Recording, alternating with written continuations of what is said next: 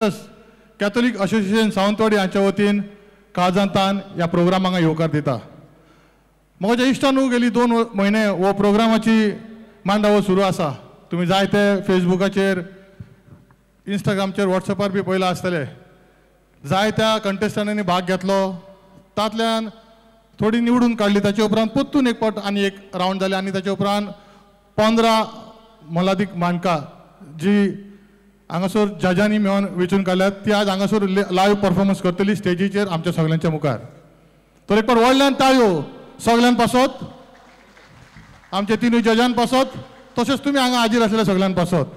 कित्याक एक पट्टी कातरां म्हणून सुरू केली, आमी तांचे पासत ताळयो मारतले, आमच्या पासत कोण मारचो ना।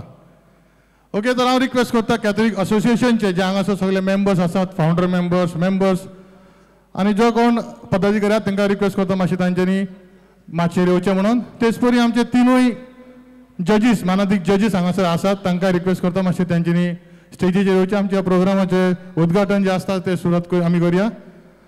समय पेटोवन हांव उपकार मागता सगळे प्रेसिडेंट, व्हायस प्रेसिडेंट, सेक्रेटरी असोसिएशनचे जे फावंडर मेंबर्स आसात, पयल्या पासून जेंचे वावर केला ह्या असोसिएशनान आनी आतां ह्या प्रोग्रामाक जे वावुरले त्या सगळ्यांक रिक्वेस्ट करता मातशें तुमी प्लीज मातशेर येयात म्हणून।